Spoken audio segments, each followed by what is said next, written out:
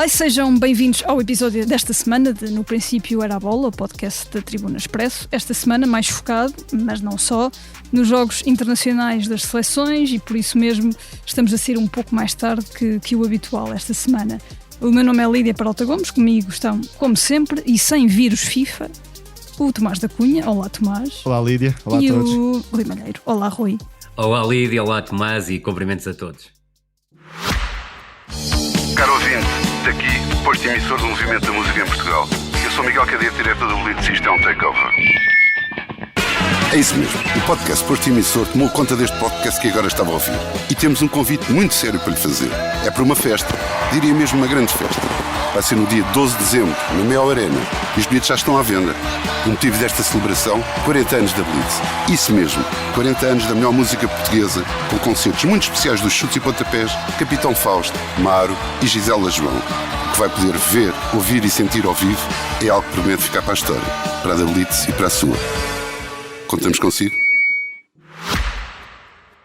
Neste episódio vamos naturalmente falar dos dois jogos que a Seleção Nacional disputou para a Liga das Nações, no sábado frente à Polónia, jogo que Portugal venceu por 3-1, e na terça-feira em Glasgow, na Escócia, onde mais uma vez a Seleção Nacional não ganhou. É um resultado habitual na Escócia, onde Portugal nunca ganhou. Tudo terminou empatado e com isso a equipa de Roberto Martínez perdeu também a oportunidade de garantir desde já um lugar nos quartos de final da Liga das Nações. Tomás, começo desta vez por ti. Dois jogos muito diferentes. Em Varsóvia, Portugal conseguiu mostrar alguma qualidade também com um adversário que isso permitiu. Frente à Escócia, parecia que estávamos um bocadinho de regresso ao Euro 2024, não é? Com Portugal com muitas dificuldades em ultrapassar uma equipa que se fecha muito bem. Não? Podia ser perfeitamente um dos jogos do Europeu de 2024 contra a Geórgia, contra a Eslovénia também, de certa forma. Foi um jogo até parecido com o que vimos na Luz há não muito tempo. Um jogo de muita insistência por parte de Portugal, com muita chegada à área, muitas finalizações, mas também muita falta de inspiração, quer na criação, quer no último toque dentro da área. Portugal criou N oportunidades que poderia ter aproveitado para vencer e isso acabou por não chegar. Numa primeira fase, até é verdade que Portugal conseguiu criar situações nos corredores laterais, com muitas vezes os laterais a chegar-se à frente. Desde logo Nuno Mendes teve uma função diferente daquela que havia tido contra a Polónia, mais como um central baixo, ou lateral baixo, assim é que é, de trás para a frente. Aqui ganhava mais altura no corredor esquerdo, João Cancelo no outro lado, e foi assim que Portugal tentou desequilibrar esta equipa escocesa. Mas Francisco Conceição é um jogador ainda com algumas dificuldades para ser concreto, é um jogador que muitas vezes passa no primeiro, mas nem sempre consegue resolver a jogada da melhor forma. Diogo Jota como extremo, digamos que já não tem grande utilidade, aliás, no Liverpool joga sempre como avançado, por isso o Rafael Leão é um jogador sem substituto direto, digamos assim, nesta equipa de Portugal, e a certa altura, mais na segunda parte, a Escócia baixou tanto que Portugal cruzava, e muitas vezes esses lances não deram em nada. As melhores jogadas desenhadas por Portugal no último terço até foram de combinações e passo atrasado muitas vezes a um remate de Bruno Fernandes, depois de uma ação individual de Rafael Leão. O que fica aqui, diria que é alguma incapacidade para adaptar o plano às circunstâncias, e com adaptar o plano, digo, trazer para o jogo peças mais criativas, com mais soluções individuais para dar. Estou a pensar em dois jogadores à cabeça, Trincão, que nem sequer entrou, e João Félix, que é um jogador muito habilidoso em espaços curtos e que entrou demasiado tarde na partida. Por isso, e já se sabia a partida, não havia uma alternativa para ter na área, na segunda parte, que pudesse, quizá, juntar-se a Ronaldo, ou até substituir Ronaldo naquela fase, para Portugal ter mais presença na área e poder responder a cruzamentos. Assim sendo, foi um jogo algo inconsequente, muitas vezes, da Seleção Nacional, e fica um sabor amargo, digamos, porque Portugal é melhor do que a Escócia, mas não esteve ao nível, até diria mais do ponto de vista individual do que coletivo, com responsabilidades, a meu ver, de Martínez na gestão da segunda parte. Rui, porque é que achas que continuamos... Bem, o Tomás já falou um bocadinho disto, mas porque é que queria também ver o teu ponto de vista, porque é que continuamos a ter tantas dificuldades perante equipas que se organizam como a Escócia, e o que é que Roberto Martínez ainda não desencantou para as ultrapassar neste caso? Eu acho que nós vivemos no sábado uma espécie de bebedeira coletiva com uma ideia de termos feito uma exibição incrível diante da Polónia, que não foi nada incrível. Foi uma boa exibição da seleção portuguesa, porque apanhou pela frente um adversário que concedeu espaços, quer por dentro, quer por fora, e isso é mel para a seleção portuguesa que, sem dúvida nenhuma, conseguiu urdir uma exibição muito positiva, mas nem sequer comparável com a segunda parte que Portugal realizou diante da França no Europeu, que terão sido os melhores 45 minutos de Roberto Martínez. Até porque para considerarmos a melhor exibição é preciso ver quem é que está do outro lado. É verdade, mas a fasquia é tão baixa que qualquer coisinha já parece qualquer coisa de extraordinário. E a verdade é que eu creio que aquilo que nós vimos na Polónia é uma seleção portuguesa mais próxima daquela que será uma seleção ideal para atacar o Campeonato do Mundo. E falo isso, sobretudo, a partir de uma estrutura em 4-3-3, mas que depois ataca em 3-2-5 com os jogadores, do meu ponto de vista, repartidos da melhor forma, ou seja, uma primeira fase de construção com o Nuno Mendes a assumir um papel determinante, quer a nível do passe, quer a nível da condução. Para mim fez uma exibição absolutamente extraordinária, juntando só o Renato Veiga como central pelo meio e o Rubem Dias como central pela direita. Depois a questão de no meio campo o Rubem Neves e o Bernardo Silva terem sido duas referências claras nas costas da primeira pressão, muito frágil da seleção. E são dois jogadores com atributos diferentes. Sem dúvida. O Bernardo Silva mais de combinações curtas e o Rubem Neves também a descobrir passos longos. Capaz de abrir o campo e encontrar espaço até onde parece não existirem.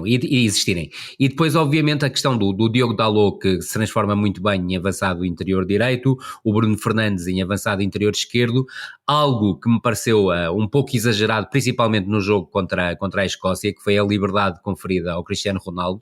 Eu não gosto de ver o Cristiano Ronaldo jogar apenas entre os defesas centrais, ainda que me pareça que esse seja a sua principal tarefa quando Portugal buscar a área adversária. Agora, diante da Escócia, nós vimos o Cristiano Ronaldo em algumas situações ser o segundo médio centro, e isso para mim não faz qualquer sentido. Mas sublinhando o jogo da Polónia, a questão do Pedro Neto ter jogado à largura no corredor direito e o Rafael Leão à largura na esquerda, e isso muda completamente a forma de jogar da seleção nacional. Cá está, um adversário com muitas fragilidades, muito bem aproveitadas pela seleção nacional, capacidade para jogar nos três corredores, para não insistir, ao contrário do que aconteceu diante da Escócia, em cruzamentos completamente precipitados. Até porque essa relação do lado esquerdo é o melhor que Portugal tem neste momento. Nuno Mendes mais a construir por dentro e Leão a abrir por fora, verdade, e a dar a capacidade de um contra um.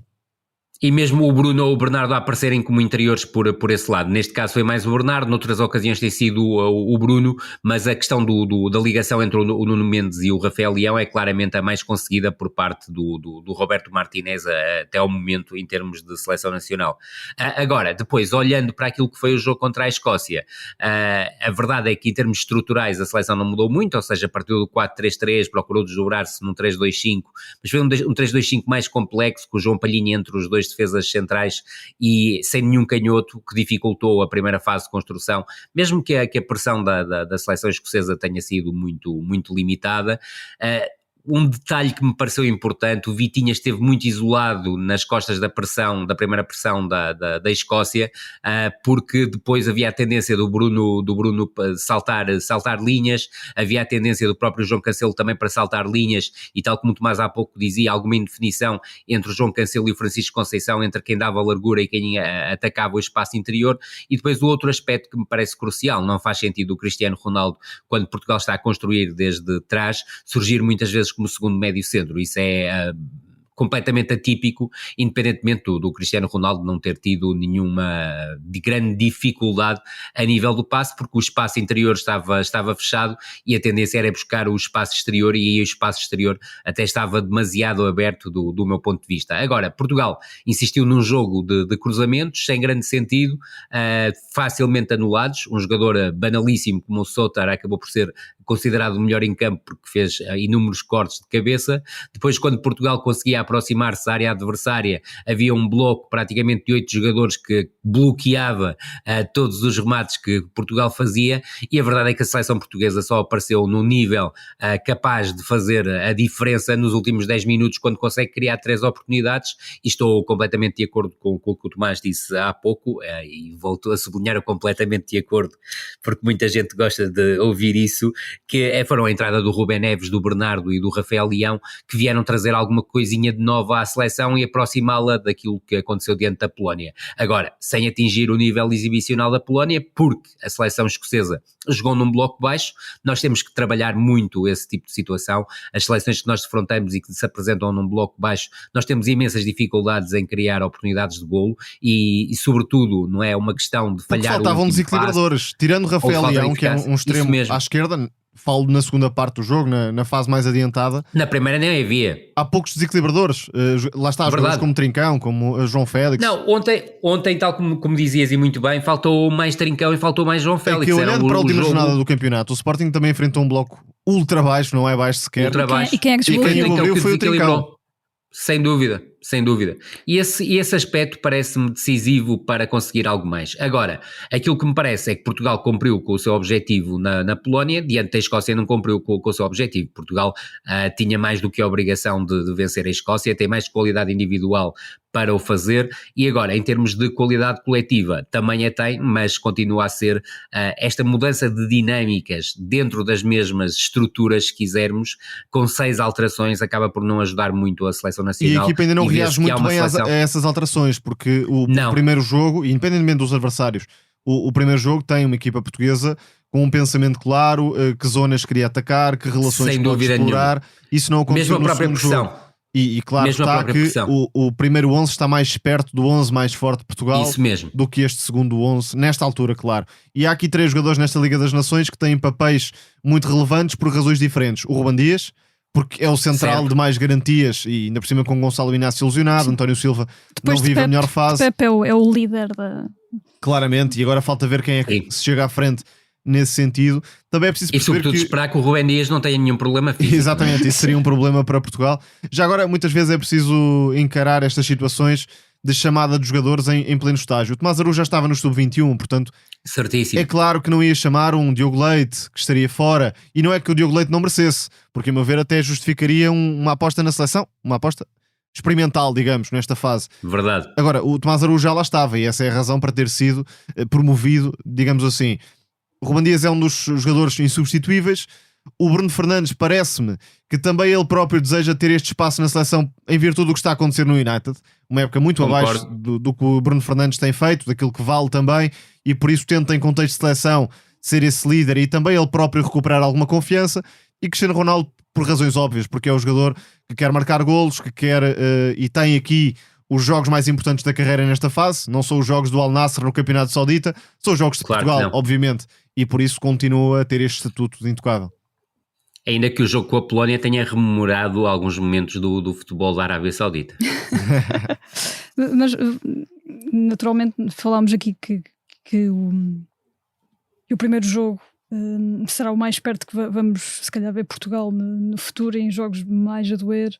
Há alterações para o segundo jogo, alterações que não correm assim também, mas ao mesmo tempo o Roberto Martínez parece falar muito de renovação, de refrescar, mas depois, se não há grandes alterações, não há grandes caras novas, não... É verdade, e há jogadores que pelo momento de forma é difícil de entender que não tenham minutos. Isto é diferente de ser titular, mas já falámos de Trincão, podemos falar também de João Neves, que está a fazer um bom arranque de época no PSG. Não jogou. Portanto, Roberto Martínez diz em março, já não estou certo, que o João Neves é fantástico, é uma pérola, é um craque que treina muito bem, mas depois não tem realmente aposta quando está a viver um excelente momento na carreira. É um dos médios portugueses em melhor forma. Palhinha jogar com a Escócia, face à pouca atividade de ataque. Porventura estaria com algum receio do jogo direto, das segundas bolas, que quis ter um terceiro central também, das bolas paradas, exatamente. Mas até poderia ser na segunda parte, lá está, dar coisas diferentes ao jogo, com Trincão, com João Neves, com outros jogadores que pudessem acrescentar. Creio que ainda falta talvez alguma sensibilidade, não sei se é o melhor termo, ao selecionador para interpretar momentos de forma. Tem o guião muito fechado, muito rígido, isso não é nenhuma novidade. Não, e sobretudo, uma das más notícias do jogo de ontem é que se nós tivéssemos vencido o jogo, provavelmente em novembro Estava o pleno poderíamos feito, mais uma esperar, vez, provavelmente. exatamente, com o apuramento feito, faria sentido alargar a convocatória. Sim, aí Não sim falo ter a concretamente oportunidade do de caso fazer do estas Jackson, alterações. porque eu acho Mas que há o uma Jackson- diferença e podemos olhar para outras seleções como a alemã. Nagelsmann está a lançar Certo. jogadores. O marcador Verdade. do golo contra os Países Baixos foi Leveling, um jogador que está a Isso destacar-se mesmo. no Stuttgart. O avançado foi Klein-Dienst, do Borussia Mönchengladbach. E não é por Sem isso que a dúvida Alemanha não nenhuma. tem feito um trajeto interessante. E o discurso é um bocado Óbvio, esse, é que a Liga óbvio. das Nações é uma preparação para o que é realmente importante, Mas que há é o uma Mundial, diferença. mas não está a acontecer essa Há uma diferença. essa Claro que é provável que com 4 jogos e o apuramento praticamente no bolso, Roberto Martínez faça algumas alterações nos últimos 2 jogos. Mas qual é a tensão Mas competitiva não vai desses fazer, jogos? Tomás. Mesmo Vai que não chamar dois faça. jogadores, quanto muito. Sim, Sabes provavelmente. porquê? Porque Portugal, se ganhar a Polónia, e vai ganhar a Polónia quase certeza absoluta, a Croácia muito provavelmente também ganha a Escócia, e o Croácia-Portugal vai ser uma final, Para o porque primeiro lugar, Portugal não? obviamente quer ganhar o grupo e a Croácia também vai querer ganhar o grupo, portanto ele não vai abrir muita convocatória. Sim, o que digo é que daí serão a jogos minha já nota. com pouca tensão competitiva e não é assim Sem que dúvida. uma seleção, que os jogadores podem crescer naquele contexto. O exemplo que tu deste, a Alemanha, era o exemplo perfeito daquilo que nós devíamos estar a fazer nesta Liga das Nações. E isso não está a acontecer, até porque o João Neves, que já é um jogador de primeira linha na Seleção Nacional, ou se quisermos de uma segunda linha dentro da primeira linha, ou seja, faz parte do plantel da Seleção Nacional, não pode estar 180 minutos no banco diante da Polónia e da Escócia. Isso não faz qualquer sentido, sobretudo quando, se formos a ver aquilo que tem sido o rendimento dele no Paris Saint-Germain, tem sido um rendimento muito acima daquele que já exibia no Benfica, não só do ponto de vista defensivo, em que no Benfica era absolutamente nuclear, mas sobretudo do ponto de vista ofensivo, onde já aparece a fazer passos de ruptura e muito mais próximo daquilo que era o João Neves nas camadas jovens. Agora vamos saltar um bocadinho do âmbito da seleção, destes 2 jogos da Liga das Nações, para um âmbito nacional e que de alguma forma não, marcou verdadeiramente o último fim de semana, que é a contratação de Viana pelo Manchester City. O diretor desportivo do Sporting vai cumprir a mesma função no gigante inglês, aqui um passo muito grande para o Viana. Rui, ia-te perguntar se te surpreendeu esta escolha do Manchester City, até parece haver aqui quase um ADN diferente face aos últimos anos de City, muito focado em Espanha, na cultura Barça, e agora escolhe o Viana. O que é que te pareceu esta escolha?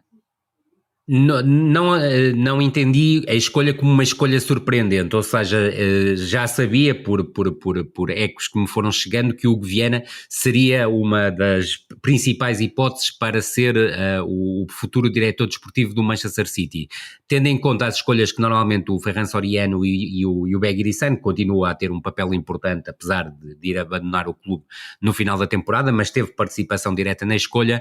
Depois ficou resumida a shortlist a 2 elementos: o diretor desportivo do ajuda-me Tomás, do Granada, Girona. do Girona, obviamente, porque faz parte que é um clube parceiro do grupo. Embora Exatamente, oficialmente é um clube já não seja.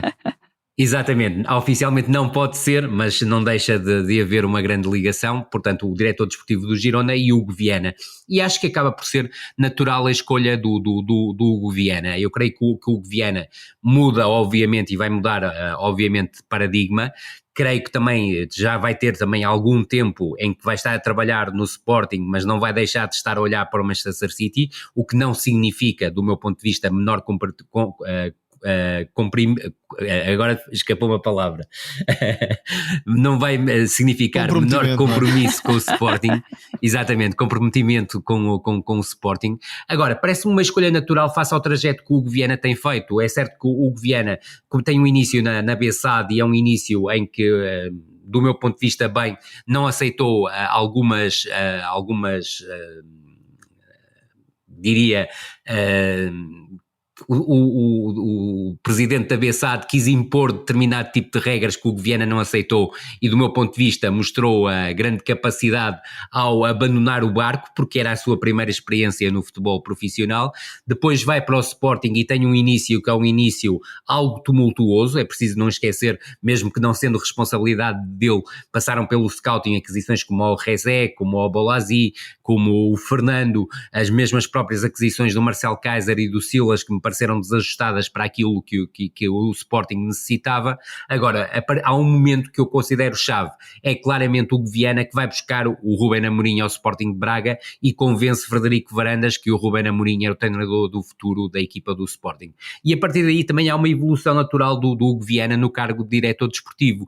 Até pelo alinhamento visível e comunicado por Ruben Amorim. Claro que sim, e sobretudo porque se notou que ali formou-se uma tríade, e é uma tríade que tem sido muito importante no Sporting, quando o Sporting ganhou, ano 1 e ano 4, e quando o Sporting perdeu, ano 2 e ano 3. E mesmo tendo sido o ano 3 muito fraco por parte do Sporting, notou-se que houve uma evolução de ano para ano que acabou, se quisermos, por chegar a este ano 5 com uma pujança tremenda, principalmente a nível nacional, mas também internacional, porque a Liga dos Campeões está a correr bem para a equipa do Sporting. Portanto, tendo também em conta as jogadas de mercado que o Hugo Viana tem conseguido e com muito mérito da equipa de scouting, e não é por acaso que o Chief Scout do Sporting vai passar a ter um papel mais importante na estrutura leonina, eu creio que o Hugo Viana tornou-se apetecível para a maior parte dos clubes do mundo, se não para dizer, para todos aqueles clubes do mundo que procuravam um diretor desportivo. E a escolha do Manchester City, mesmo fugindo àquele protótipo do homem catalão,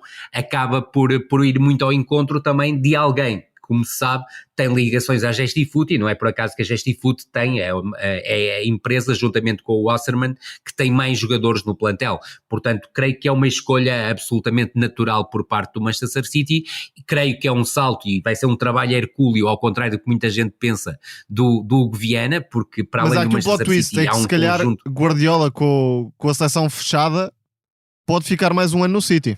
Exatamente, e eu acho que isso vai acabar por acontecer. Provavelmente será apenas mais um ano, mas haverá esse esse responsabiliza ponto de muito o interesse. Viana. Sem dúvida nenhuma, porque há um peso muito grande daquilo que o Guardiola manda. Agora, se o Guardiola saísse, eu aí sim, e creio que estarás de acordo comigo, Tomás, que é a questão, o poder do Hugo Viana teria que ser muito mais incisivo, e eu não sei, aí nesse ponto, se o Guardiola saísse, e eu creio que o Guardiola não vai sair, vai ficar pelo menos mais uma temporada no Manchester City, provavelmente a sua última temporada, mas se o Guardiola saísse e houvesse sinais claros que o Guardiola saísse, o Hugo Viana seria praticamente obrigado a abandonar imediatamente o Sporting e começar a trabalhar no Manchester City a tempo inteiro, porque haveria uma época para planear e um treinador para contratar, e obviamente todos nós sabemos qual seria a prioridade de Hugo Viana para o lugar, ainda não esquecendo que o Hugo Viana, a partir do momento em que é diretor desportivo do Manchester City, não vai olhar apenas para um treinador, apesar da ligação sentimental e desportiva que o une a Ruben Amorim. Tomás, e verias Ruben a entrosar-se bem na cultura City? Parece-me que do ponto de vista do entendimento entre ambos não há muito para discutir, pelo que têm provado no Sporting, com um planeamento muito coerente, com poucos casos de divergência. Estou a lembrar-me do dossiê Mateus Nunes, onde também não sei até que ponto terá sido responsabilidade Slimani do talvez Viana. também. Certíssimo. Slimani talvez Slimani também, mas há poucos casos ao longo destes anos de divergência clara dentro da estrutura do Sporting. Portanto, essa harmonia foi um dos pontos Mas deixa-me fortes. só dizer, Tomás, no caso do Slimani, eu creio que foi mais uma aquisição do presidente para agradar os adeptos do que uma opção do Hugo Viana e do Ruben Amorim. Muito provavelmente. Do Ruben Amorim não foi. Agora, isso não foi de certeza. Mais acima, enfim, terá sido do presidente. Depois, fora estas questões de alinhamento, que são evidentes nesta altura, e até da preferência de Hugo Viana para levar Ruben Amorim para o City, há aqui vários fantasmas no ar. O maior de todos é a questão do julgamento, que ainda está para ser conhecido, vai ser conhecido mais para a frente nesta temporada. Não consigo acreditar que o City seja despromovido, parece muito longe de um horizonte real, mas nunca se sabe, ou até começar ser com menos pontos, com 20 pontos de atraso, por exemplo. Mas aí isso até aí já se verá. Há um lado em que aí se calhar havia uma pressão menor, mas também mais dificuldade para chegar aos objetivos, claro. Mas para lá está, porque os objetivos ficariam a ser outros, naturalmente. Sim, e depois há obviamente o peso da sucessão de Guardiola, talvez como pentacampeão, também não se sabe, mas mais do que estas questões, há um lado que me parece difícil de sustentar caso não haja um impacto forte. É que o Viana e Amorim andarem sempre atrás um do outro, a partir de agora, pode ser contraproducente para ambos. Não estou a dizer que assim será, mas a pressão de treinar um City com altas expectativas no pós-Guardiola, saltando do Sporting para o City, pode levar aqui a alguma dificuldade e aí os alvos seriam relativamente óbvios para os adeptos do City, para a imprensa em geral e para um clube que não quer voltar para trás, quer continuar a cimentar o seu estatuto, não só do ponto de vista nacional, mas também internacional. Agora, dentro da estrutura do Sporting também há aqui algumas alterações, porque ter um diretor desportivo, enfim, cada estrutura depois terá harmonia natural, desde que as coisas funcionem, não será por aí, mas um diretor desportivo assume a responsabilidade do planeamento e da construção do plantel, para fora pelo menos, mesmo que assim não seja para dentro, para fora é garantidamente, e o Sporting agora não vai ter essa figura, vai partir em dois o plano da direção desportiva, com o Bernardo Palmeiro certamente mais ligado à parte jurídica, contratual, negocial, e o Flávio Costa mais ligado à escolha de jogadores e aos alvos definidos para entrar no plantel, mas não há um responsável direto. Não me parece que a ideia seja Frederico Varandas de repente assumir um papel que não teve até aqui. Parece-me é que o treinador continuará a ser o centro da estrutura do Sporting. Mais fácil com a continuidade. E até digo mais, é que neste momento é o centro da estrutura do Sporting, isso é claro para todos, não era o diretor desportivo, também não era o presidente, é o treinador, mas mesmo que Ruben Amorim saia, os possíveis sucessores são treinadores na mesma lógica, ou seja, que têm muito peso dentro da estrutura. Repare-se, e atenção, vamos excluir aqui as hipóteses internas, um Carlos Fernandes, um João Pereira, que estarão, quiçá, no horizonte, mas Sérgio Conceição é um treinador com muito peso, Abel é um treinador com muito peso. Não estou a dizer que são nomes que vão entrar no Sporting, mas são alvos possíveis para suceder a Ruben Amorim. Nesse sentido, talvez possa haver aqui este espaço para o treinador ter um bocadinho mais de peso.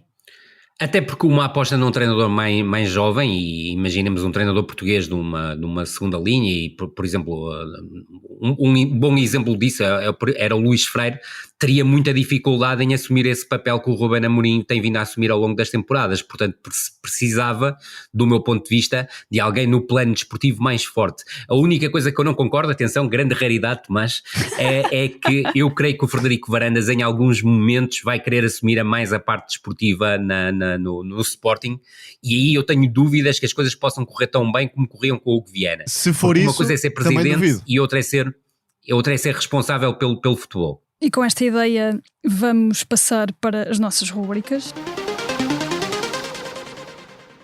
Esta semana, como não houve futebol cá dentro, não vamos ter a nossa querida Revianga, mas passemos já para o Totti que vamos ter, claro, como não. Tomás, vais atribuir um Totti a um velho conhecido... Um Totti. Um Totti, peço desculpa. Peço imensa desculpa. Até ao visado, que vou já dizer, ia falar de Mateus Pereira, um velho conhecido do futebol português, um extremo brasileiro formado no Sporting. Chegou a ser tratado por um Totti, o que é uma que é uma verdade, coisa não está fácil, inacreditável. O Mateus prometeu muito, depois teve uma carreira de altos e baixos, até com algumas questões de saúde mental importantes e das quais ele falou com muita coragem.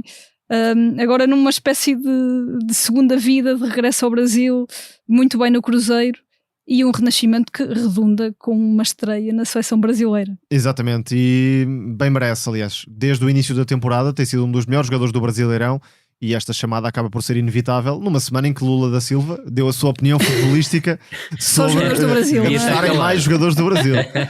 É a opinião de Lula da Silva, não vamos contrariá-la. Se Lula quiser, nós podemos ficar com Vinícius, podemos ficar com Endrick, ficamos com o Endrick também. Mas percebe-se porquê? Porque a maior parte dos jogadores que atuam no estrangeiro apoiaram Bolsonaro, e eu creio que há aqui alguma amargura por parte de Lula, mas o Lula deve também pensar, e a frase que acabou por ter, que é uma frase de uma infelicidade total, pareceu mais bolsonarista do que lulista. E há os jogadores ainda por cima do Botafogo que tiveram algum destaque na seleção, o Igor Jesus e o Luís Henrique, e o Mateus Pereira pôde estrear-se nesta segunda partida contra o Peru. É um jogador que praticamente toda a gente conhece dos tempos de Sporting, a quem sempre foi reconhecido um talento superior a quase todos, mas que não teve um trajeto nada linear. Também ficam na memória aquelas apostas esporádicas de Jorge Jesus, jogava aqui com o Porto, mas depois desaparecia. Peseiro teve ali a oportunidade de puxar pelo jogador, mas também o deixou, enfim, se calhar e garantidamente com algumas responsabilidades do próprio. Não houve ali um alinhamento, mas é um jogador que tinha de ser encaminhado para a luz, e isso acabou por acontecer mais tarde. Teve alguns problemas psicológicos e até se agarrou à fé, isto são palavras do próprio, e finalmente encontrou um rumo certo para a carreira no Al Hilal, onde já era um grande jogador. Claro, uma liga onde não há tanto protagonismo, pelo menos no cenário europeu, mas já era um grande jogador no Al Hilal, e agora em contexto de futebol brasileiro, não tanto como um extremo, mas mais como um vagabundo. É um jogador que pisa muitas zonas do campo, ainda por cima agora é treinado por Fernando Diniz e consegue com o pé esquerdo elaborar, só favorece. Exatamente, elaborar a equipa no corredor central, muitas combinações curtas, criatividade no último passe, na aproximação à área, e de facto este salto para a seleção brasileira prova que ainda vai bem a tempo de encantar, e está a acontecer. Pode até haver um troféu nesta temporada em contexto de futebol continental. Tem só 28 anos o Mateus. Exatamente. Já ouvimos falar dele há muito tempo, mas ainda é verdade. Ainda é um jovem, e vai muito a tempo ainda de forjar aqui uma bela carreira. Na arte vem depois, Rui, trazes no cardápio, não mas 3 rapazes romenos que andam na frente de ataque da seleção sub-21 do país a causar miséria nas defesas alheias. Verdade, isto tudo também Stoica, Montiano e Popesco. A propósito de um vídeo que se tornou viral nas redes sociais, mas que vai muito para além da qualidade do golo, que foi o 2-0 diante da Suíça, num jogo que acabou com um 3-1 e que valeu o apuramento da Roménia para o Campeonato da Europa de Sub-21, onde também nós estaremos, mas sobretudo destacar a qualidade destes 3 jogadores, mas até começo por um quarto, que é um médio que dá muito pouco nas vistas, ou se quiseres aparece pouco nos resumos, aparece curiosamente no lance do golo a dar um toque, que é o Dina Grameni, que é um jogador muito interessante, e só para vocês terem uma ideia do valor de mercado, o Rapid contratou o Afaru a 8 de setembro deste ano por 400 mil euros, portanto estamos a ver aqui a facilidade com que se pode chegar a um mercado como o Afaru, que é o pilar do renascimento do futebol romeno. Sem dúvida alguma, sem dúvida alguma. No caso do Grameni, é um jogador que tem uma visão de jogo e uma qualidade de passe a diferentes distâncias muito interessante. Depois tem a vantagem de ser canhoto. É também um jogador com qualidade de condução e que surge quer com bola, quer sem bola, em zonas de finalização, e depois vamos sim para o tridente de ataque. À direita joga o Stoica é um jogador que não vingou no Stoia de Bucareste, onde era, curiosamente, mais referência ofensiva do que extremo, foi transformado em extremo. Reparem que ele este ano, em fevereiro, foi a custo zero para uma equipa que tem um nome um bocado complicado, mas que eu vou acertar, que é o Hermannstadt, e no Hermannstadt ganhou logo a sua posição. Ele no clube joga principalmente como extremo esquerdo, na seleção joga principalmente como extremo direito, dentro do 4-3-3, que é perfilhado pelo selecionador sub-21 romeno.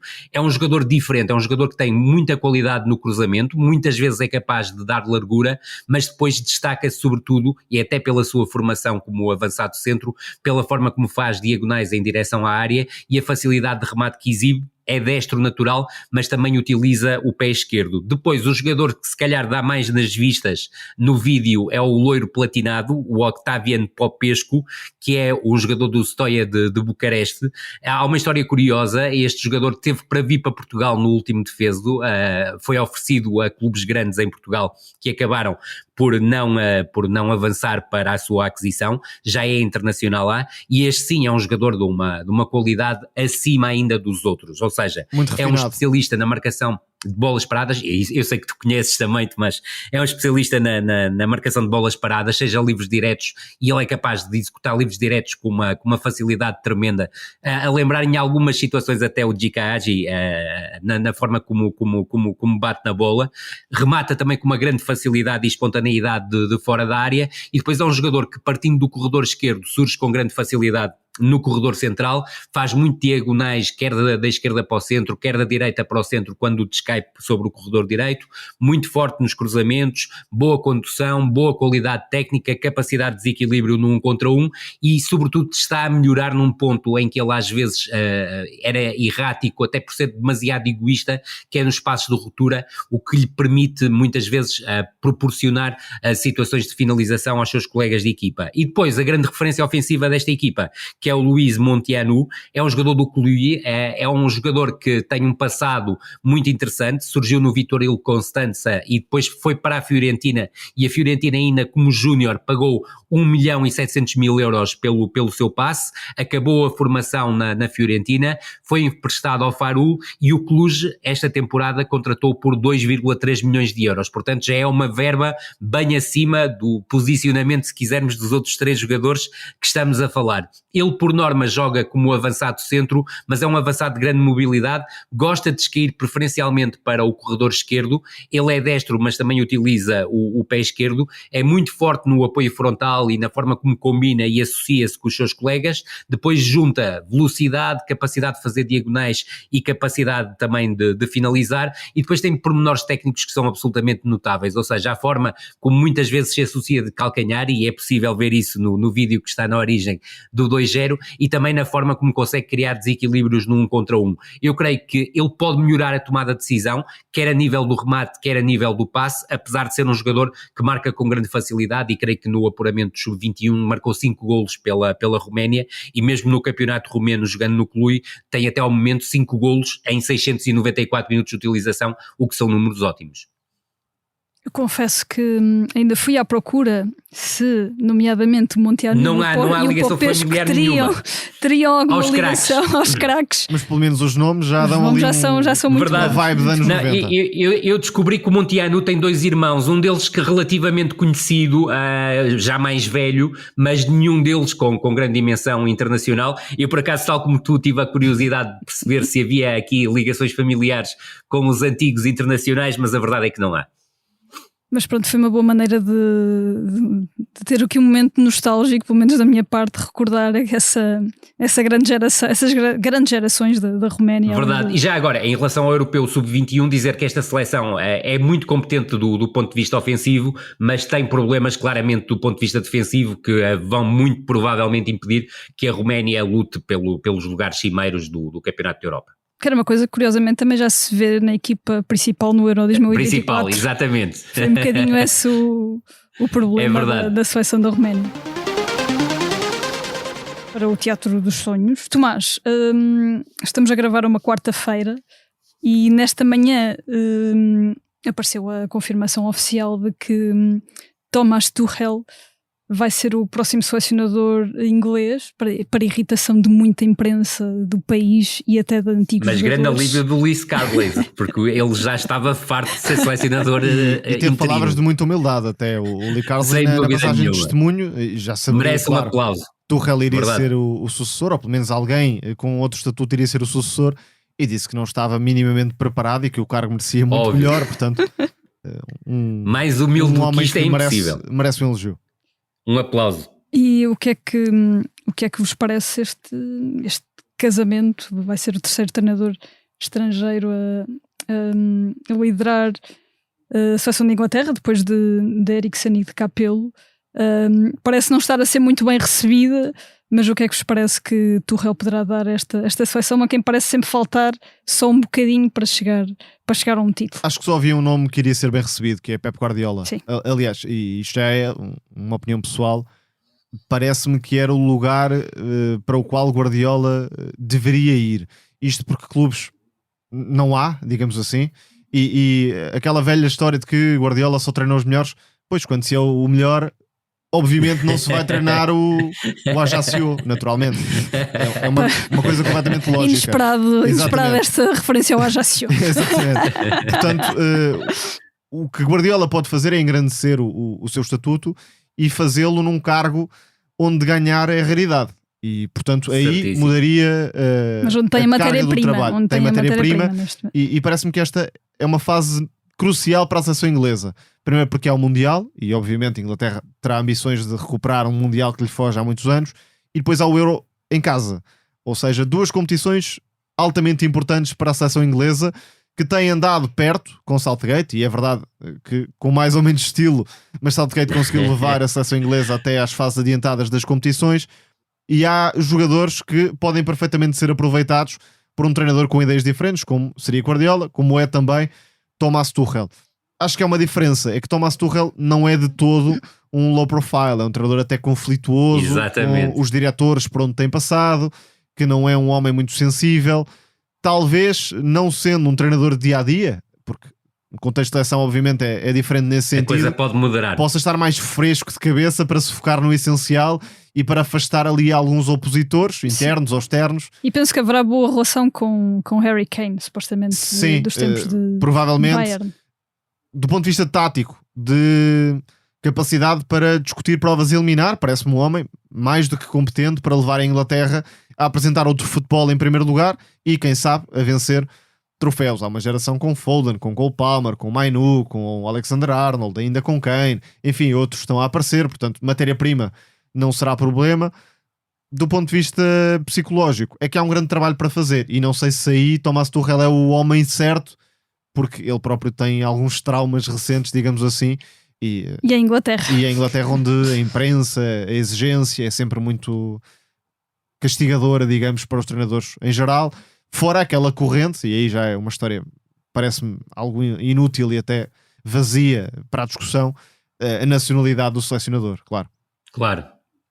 Que foi algo muito referido pela imprensa britânica, sempre bastante cáustica.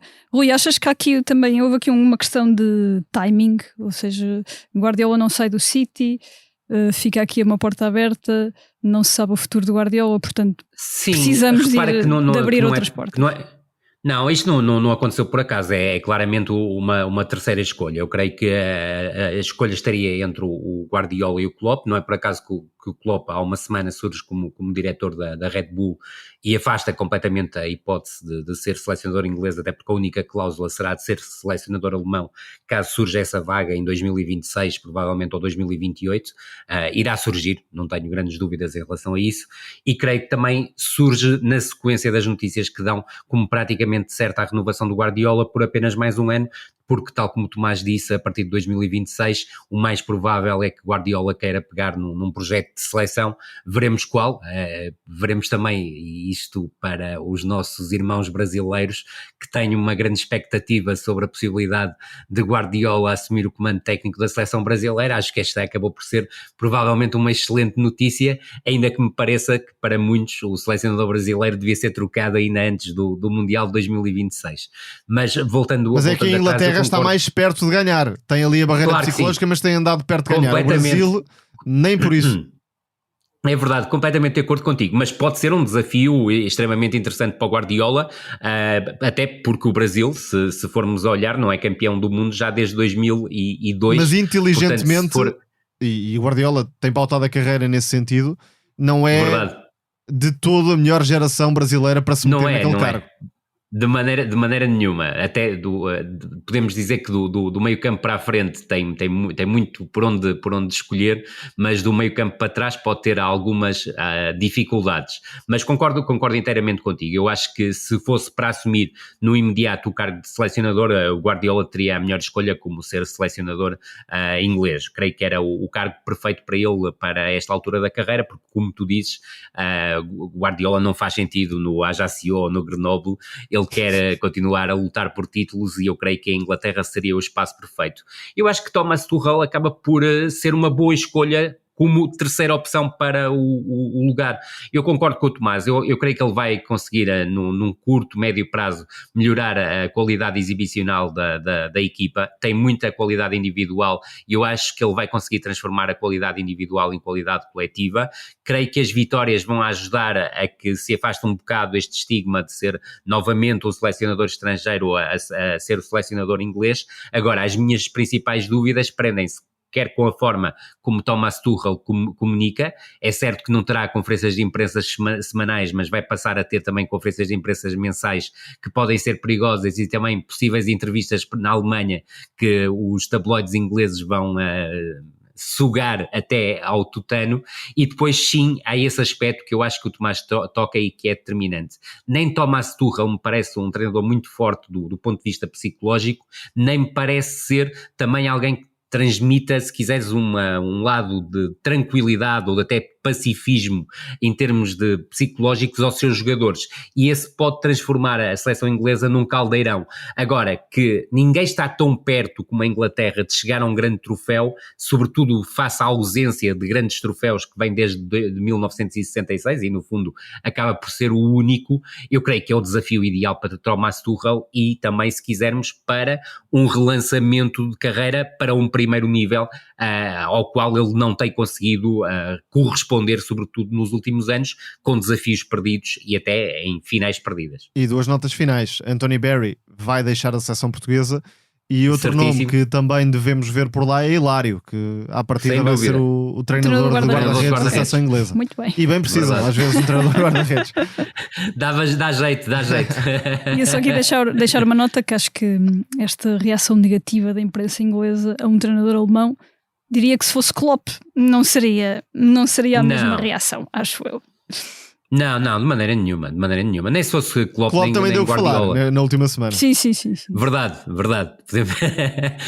Já toquei na questão da Red Bull, mas a verdade é que, como herói alemão, a questão do Klopp tornou-se muito mais sensível ao longo da última semana. Eu creio que este trabalho na Red Bull, face a várias declarações que o Klopp teve ao longo da sua carreira, não é o passo que faz mais sentido.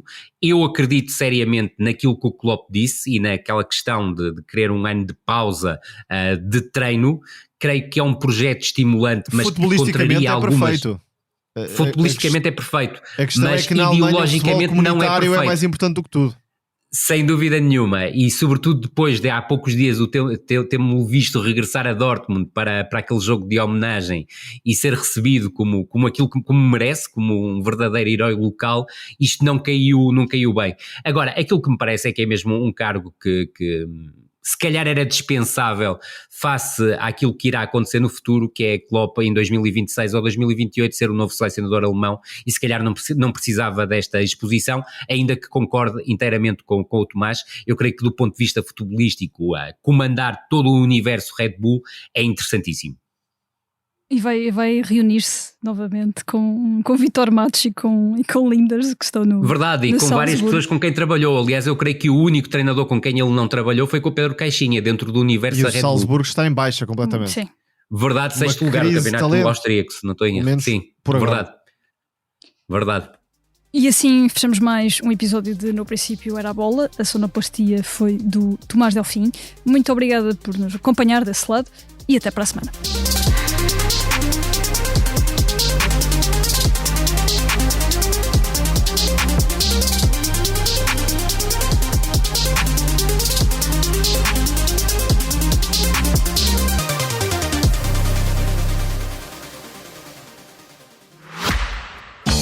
Caro ouvinte, daqui, posto emissor do Movimento da Música em Portugal. Eu sou Miguel Cadeia, diretor do Blitz System Takeover. É isso mesmo. O podcast Posto Emissor tomou conta deste podcast que agora estava a ouvir. E temos um convite muito sério para lhe fazer. É para uma festa. Diria mesmo uma grande festa. Vai ser no dia 12 de dezembro, na Mel Arena. E os bilhetes já estão à venda. O motivo desta celebração, 40 anos da Blitz. Isso mesmo, 40 anos da melhor música portuguesa, com concertos muito especiais dos Chutes e Pontapés, Capitão Fausto, Maro e Gisela João. O que vai poder ver, ouvir e sentir ao vivo é algo que promete ficar para a história. Para a da Blitz e para a sua. Contamos consigo?